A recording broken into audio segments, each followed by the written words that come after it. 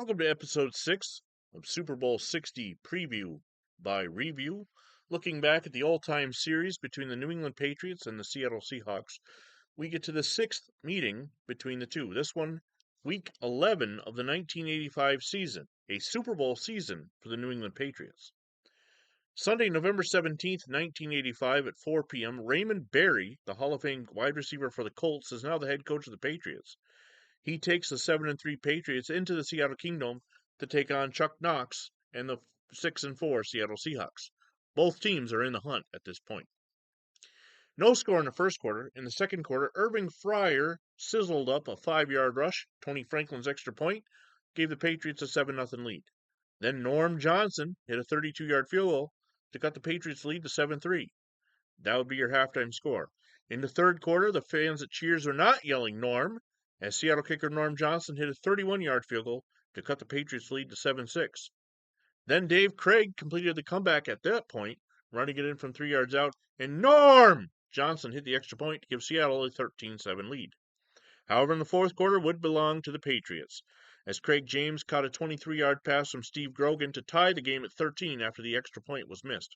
Then, Irving Fryer caught a 13-yard pass from Steve Grogan. Tony Franklin's extra point gave New England a 20-13 victory. The game was played in a dome on AstroTurf. The Seahawks were favored by 3.5. They did not cover. The Patriots turned it over twice, but Seattle turned it over 4 times. Statistically for the Patriots, Steve Grogan threw for 198 yards, 2 touchdowns, 1 interception, while Craig James led the Patriots on the ground with 45 yards on 15 carries. Through the air, Irving Fryer had 82 yards on 5 receptions and 1 touchdown.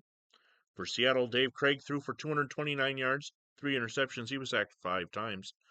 Kurt Warner ran for 105 yards on 24 carries, and Steve Largent had 138 yards on 8 receptions.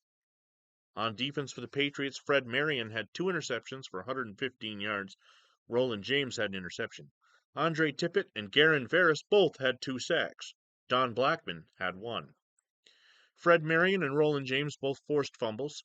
Lynn Dawson, Craig James, and Julius Adams all recovered fumbles for the Patriots. For Seattle, John Harris had an interception. No sacks for the Birds. Kenny Easley had 1 fumble recovery and 2 forced. Keith Butler did it with 2 fumble recoveries. Will the name Butler ever be big in a Patriots-Seahawks matchup? Jacob Green also forced a fumble. Returning kicks and punts for the Patriots, Steven Starring had 53 yards on 3 kick returns, and Irving Fryer had 6 yards on 3 punt returns. For Seattle, Randall Morris had 58 yards on 1 kick returns, and Paul Scanzi had 66 yards on 3 punt returns. New England would go on to win 20-13 in the sixth meeting, taking a 5-1 series lead. Looking at the uniform matchup, Seattle at home again, the dark blue jerseys with the silver pants and silver helmets. New England, instead of being all whites like the last time they went to Seattle in '83, have the red pants on. The game was played on NBC with the number 1 team of Dick Enberg and Merlin Olsen on the call. As far as scoregami goes for 20-13, it's happened 121 times as of the recording.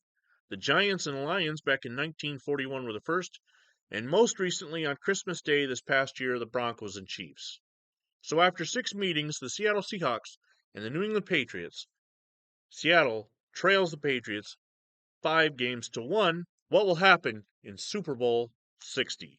Stay tuned for more episodes as we preview Super Bowl 60 by using Review.